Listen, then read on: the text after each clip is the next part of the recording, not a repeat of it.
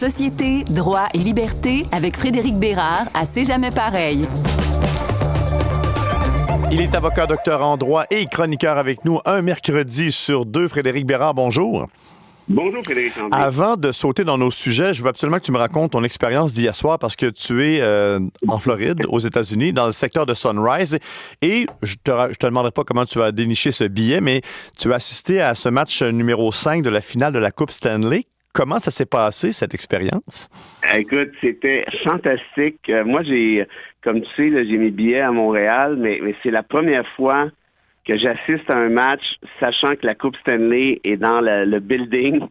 C'était aïe. Sérieusement, puis on s'entend, là, ça n'a pas été un grand match de la part de Bobrovsky, là, le gardien des Panthers. Ça a coûté, en fait, la partie. Mais au-delà de ça, du début jusqu'à la fin, j'ai jamais vu autant de gens autant stressés sur chaque jeu. Ça a été là, du début jusqu'à la fin, puis il y a eu la remontée là, que t'as peut-être vu en troisième période. Non, écoute, c'est 100%. Puis je le referais demain matin, honnêtement, aussi ridicule que ça puisse paraître. Mais est-ce qu'on sent une certaine fièvre du hockey, une fièvre des séries de la Coupe Stanley dans le secteur de Sunrise? Une fièvre, tu dis? C'est hallucinant. Puis moi, ça fait déjà un bout de temps que j'aime bien les Panthers. Moi, depuis une quinzaine d'années, je te dirais. Je les suivais quand ils étaient underdog. Tu sais, dans le temps, là, tu pouvais avoir un billet pour 25$. T'avais 2 bières, 2 hot dogs. Ils venaient te chercher chez vous. La gardienne t'a comprise et compagnie. Là, je te dirais pas le prix du billet que j'ai payé, là, mais je vais te donner un ordre de grandeur, là, un 4,5 à Montréal, à peu près. Oh, OK. Pour un seul billet? Oui. Pour un seul billet. Et les stationnements étaient 75$. Y penses-tu? 75$. Et il y avait 19 500 personnes.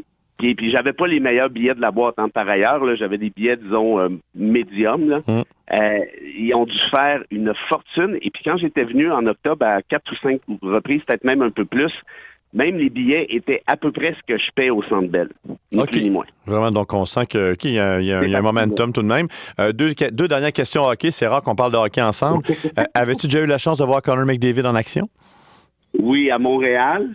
Bon, c'est le joueur le plus rapide, probablement le meilleur joueur de la Ligue. Et hier, je te dirais que ça a paru. Vraiment. Et dernière chose, de prédiction, les Panthers mènent toujours 3-2 dans la série. Crois-tu une remontée des Oilers? Comment ça va finir, cette série-là? Non, écoute, là, je me lance plus dans le jeu des prédictions. Ça m'a déjà coûté trop cher. Allez, là. Mais écoute, faut que les Panthers gagnent, ça c'est officiel. Puis moi, j'ai comme l'impression qu'à Edmonton, ça va se régler parce que je pense que les Panthers ont une meilleure équipe globalement parlant. Évidemment, ils n'ont pas de McDavid, là, mais ils ont plus de profondeur en défense. Bob est techniquement un meilleur gardien que Skinner, même si ça n'a pas paru hier. J'ai la Floride en 6, là, mais ça m'achale, ce pari-là, je te dis tout de suite. Alors ça sera à suivre. On aura peut-être une réponse vendredi. Bon, parlons de nos sujets. On va quitter les arénas. On va aller à l'extérieur, même en territoire forestier. Les hardes de caribous forestiers du Pipmoagan, de Val-d'Or et de Charlevoix pourraient bientôt faire l'objet de mesures de protection imposées par le fédéral par un décret d'urgence. Le ministre de l'Environnement et du Changement climatique au fédéral, Stephen Guilbeault, conclut à une menace imminente pour ces trois populations et va demander une intervention du gouvernement Trudeau. Tout d'abord, qu'est-ce que c'est qu'un décret d'urgence, la portée et donc la définition d'un décret?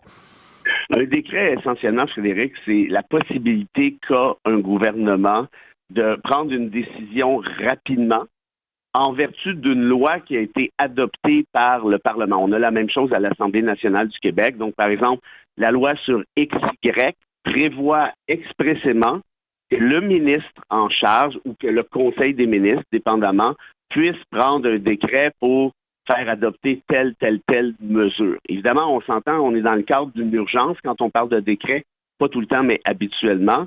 Et là, dans ce cas-ci, tu vois, la loi en question permet justement au Conseil des ministres fédéral de déterminer ce qui doit être nécessaire par rapport à tel sujet. Ils ont déjà adopté un décret similaire dans la protection de la, comment on appelle ça, la grenouille là, à grillon, en tout cas, on me rappelle, la rainette à grillon, si je fais pas erreur. Dans le coin de Longueuil, il y avait un développement X de condos dans des espèces de marais qui allaient être asséchés et le fédéral est intervenu. Je sais que le sujet est très délicat, particulièrement dans votre région, mais je pense que c'est une bonne chose qu'on ait cette espèce de contrepoids du fédéral, parce que, disons-le franchement, on peut pas dire que le gouvernement Legault a tiré son épingle du jeu là, à cet effet-là depuis plusieurs années. Parce qu'on est encore dans les bonnes vieilles chicanes de compétences fédérales provinciales et la question qui se pose, est-ce qu'un décret d'urgence au fédéral a préséance sur, disons, les compétences provinciales dans un dossier comme celui-là? C'est vraiment une belle question. Il faut savoir qu'il y a des sujets, des matières, si tu veux, qui peuvent être traités à la fois par le fédéral, à la fois par Québec, mais par des moyens différents. Donc, par exemple, si je te dis l'environnement, tu vas voir dans la Constitution en 1867, en 1982, tu ne vas pas voir le mot environnement. Il n'est pas là. Il n'existe pas. Par contre, on sait que le fédéral a compétence en matière de droit criminel, en matière d'affaires autochtones et d'autres choses, évidemment. Québec, pour sa part, a compétence sur des affaires locales, sur la propriété, sur certaines ressources énergétiques qui sont quand même relativement larges. Donc, en d'autres termes, et Québec et Ottawa peuvent légiférer ou réglementer, si tu veux, par décret, à travers des compétences différentes, mais sur le même sujet, donc nommément ici, l'environnement. Qu'est-ce qui se passe quand il y a un conflit normatif? Il faut qu'il y ait un conflit de règles. Ça ne peut pas juste être une conférence de presse du ministre.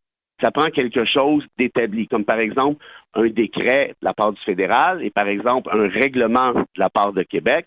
Dans ce cas-ci, et c'est exceptionnel, on va appliquer ce qu'on appelle la théorie de la prépondérance fédérale, c'est-à-dire quoi? C'est-à-dire que s'il y a un conflit qui est insoluble, c'est-à-dire qu'il ne peut pas se régler autrement, donc il faut choisir entre un et entre l'autre, ce sera le fédéral qui aura préséance. Alors, on suivra encore une fois, ça fait beaucoup réagir, surtout dans notre région, comme tu l'as mentionné. Lorsqu'on fait des chroniques ensemble, tu as toujours un intérêt pour ce qui se passe ailleurs sur la planète, en Europe, et aussi la montée de l'extrême droite. Là, on a vu ce qui s'est passé en France avec ce déclenchement d'élections législatives. Personne ne l'avait vu venir, je crois, même pas au sein des troupes d'Emmanuel Macron, avec à la suite du résultat des élections européennes. Qu'est-ce qui se passe et comment tu entrevois ce qui va se passer? Est-ce que le coup de poker d'Emmanuel Macron va lui rapporter? Moi, je pense que ça va lui sauter en pleine face, Frédéric, parce que la poussée de l'extrême droite est excessivement puissante actuellement en France. Même chose en Allemagne. L'AfD est le deuxième parti en Allemagne, et l'AfD, c'est un parti de nazis. Là. Il y a actuellement des nazis au Parlement allemand, des gens qui travaillent notamment là, pour les élus, qui ne cachent pas leur affiliation. L'AfD a promis, pensez-y, là, la déportation de citoyens allemands qui sont d'origine étrangère. Imagine-tu? En France, c'est un peu plus soft que ça, mais moi, quand j'entends certains de nos chroniqueurs dire non, l'extrême droite, c'est fantomatique, ça n'existe pas, bien, ces gens-là sont soit de mauvaise foi ou ils n'ont pas lu le programme du Rassemblement de Marine Le Pen. Parce que le Rassemblement national te dit quoi? Il te dit ceci notamment. Écoute ça, je vais juste te donner un exemple parmi plusieurs autres. Les emplois de la fonction publique, puis des emplois prévus par les personnes morales de droit public, les sociétés d'État et ainsi de suite, seront réservés aux Français. Et là, il y en a qui m'écoutent, vous disent, OK, ouais, mais c'est quoi le problème avec ça? C'est que, qu'est-ce qu'un Français? Il y a actuellement 3,5 millions de Français qui ont leur citoyenneté, mais qui ont aussi une autre citoyenneté. Donc, par exemple, je ne sais pas moi, un Québécois qui travaille là-bas, qui a la citoyenneté canadienne, mais aussi la citoyenneté française depuis 25 ans. Et cette personne-là, le Canadien en question, le Québécois, cette personne-là sera considérée comme étant un étranger par le Rassemblement national et devrait perdre son job. Bref, tous ceux qui ont une double citoyenneté, donc les 3,5 millions en question, pourraient perdre leur travail, pourraient se voir empêcher un job en France. C'est ça, le Rassemblement national. Et là, je te parle même pas de ce qu'on appelle la suppression du droit du sol. Le droit du sol, c'est quoi? Toi, tu déménages, par exemple, en France avec ta conjointe, vous avez un enfant là-bas, c'est convenu que l'enfant a la citoyenneté française, il est né là. Or, le Rassemblement national veut abroger le droit du sol. Et ça, c'est même pas subtil. C'est Bardella qui l'a dit encore il y a 3 jours. C'est une de nos promesses principales. C'est ça qui va se passer. Et ils veulent adopter en fait ce qu'on appelle la préférence nationale, c'est-à-dire les jobs, je l'ai dit un peu, mais ça va plus loin, c'est pour les Français. Les logements, c'est pour les Français. Et si tu t'es pas trouvé un job dans un an, eh bien, on t'expulse du pays. Alors voilà. On aura davantage de réponses et une meilleure indication. Le premier tour en France va se passer du 30 juin jusqu'au 7 juillet. Hey, Frédéric Bérard, c'est la dernière fois qu'on se parle avant la pause estivale. Il y aura des voyages pour toi. Je vais partir quelques semaines en vacances. Donc, on va peut-être t'entendre aussi sur les ondes du matin, donc pour quelques chroniques ponctuelles. Mais sinon, je te souhaite de belles vacances, mon cher. Ben merci, t'es bien gentil. Je vais faire des petits reportages Afrique du Sud, Rwanda, Éthiopie. Et puis, je fais un petit tour par la Grèce et je reviens. Donc, ça va être un été chargé. On sera prêts, toi et moi, en Europe. Peut-être qu'on se saluera de loin. On verra.